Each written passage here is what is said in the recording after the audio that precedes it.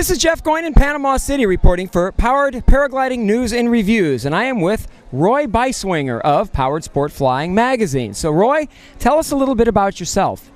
Well, first, thanks for having me on this thing. This is great. I come from the kart side of things, so I've been doing what everybody refers to as PPCs rather than PPGs, which are really important things because the C comes before the G, generally. That's an important criteria. I mean, I bet that affects a lot of buying decisions. But it did mine. So, all right. So now you're in the magazine business. Can you tell us how on earth you did that? I don't know. If you had asked me 10 years ago, 5 years ago, anytime, I would have never said I'd do this. I think it's a natural extension of both flight instruction. Did you do flight instruction and PPCs? Yeah, still do. I started in 1993. Did it before there were any FAA licenses or even exemptions for it. And my first flight was in a little single place powered parachute, and always wanted to train people. I mean, I've always known that this is, any of the canopy sports, it's the best way to fly. Okay, well, where's your school and what's it called? It is Easy Flight Powered Parachutes. It's in Greenville, Illinois, which is about an hour east of St. Louis. Okay, so you're doing the magazine and the instruction. How does that work out? Not incredibly well. Unfortunately for powered parachutes, the two-seat trike type stuff, everybody needs licenses. So where in the past it was a lot like PPG training. You get people where they kite, you get people where they can fly, you send them off for a little while, and then they would come back with their experience, and then you'd go through the additional training testing to allow them to take people, train people to fly.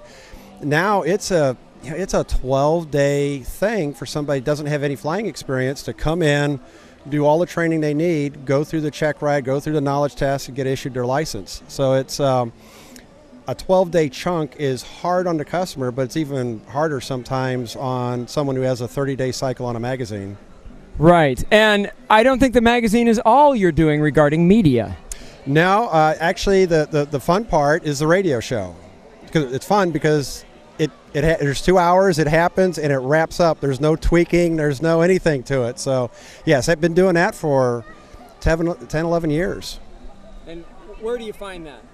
You find that it's a web-based program. It's Powered Sport Flying Radio, psfradio.com, sister publication or whatever you want to call it to the magazine, which is psfmagazine.com. Okay, so who's the audience for that? I mean, these are mostly powered paraglider pilots, and of course, I am part of a part of that show, in that we now have the powered paragliding show also on it. But who's the main audience? The main audience is probably anybody who's interested in the sports, although surprisingly there are people who are in the FAA, there's people who are in the alphabet organizations. Since it's been going consistently for the 10, 11 years, it's really the only show that speaks to all aspects of what I call the orphan sports.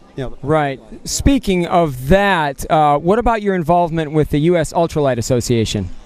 That's another neat project, and there's a lot of stuff going on there too. The USUA has gone through a couple of crises. One of them is just lack of income. When the exemptions went away, their largest source of income went away, and with that, their full-time staff went away. So there's a handful of us, including yourself, who have volunteered to take on all the missions that used to be taken on not just by a board of directors, but also by the full-time staff. So that's a little bit of a challenge. There's a lot of things that need to be done there, but that's an important organization because, if nothing else, all the advocacy issues that are out there for anybody flying ultralights of any kind. Right, yeah, and FAA representation is part of it. So what's going on? You're pretty plugged in. What's going on with the FAA right now in ultralights? The FAA, there's a lot of benign neglect going on with ultralights. They don't. A lot of people think there's a conspiracy theory where the FAA doesn't like ultralights, and certainly there are some of them that don't. There are FAA people who like ultralights, but they have such huge issues on their table that they figure in some cases that the problem's taken care of. They've got Part 103, that's a done deal. They've got all the sport pilot rules, that's another done deal. why bother messing around with a problem they think is solved? And they have all these air carrier issues, and they have Congress breathing down their neck about things like that. They don't want to hear. So that's part of the problem, is just getting their attention. The FAA is an elephant that found a watering hole, and we're trying to move it. Yes, exactly true. And not only are we trying to move it, then we're trying to lead them to the new one. Yeah, that can be a challenge. Well, so tell me your perspective on this event. Oh, this rocks. There's a lot of flying events out there. If you fly powered paragliders, or you even have this remote interest in them, this really seems to me to be the place to be. Yeah. I just can't get over, just how fun it is to have kind of the resort side of things and have it just tied right to the beach flying, and people just having fun all day long with it. Yeah, that's cool. All right, well, thank you very much, Roy, for being on. From Panama City Beach, I'm Jeff Goin reporting for Powered Paragliding News and Reviews.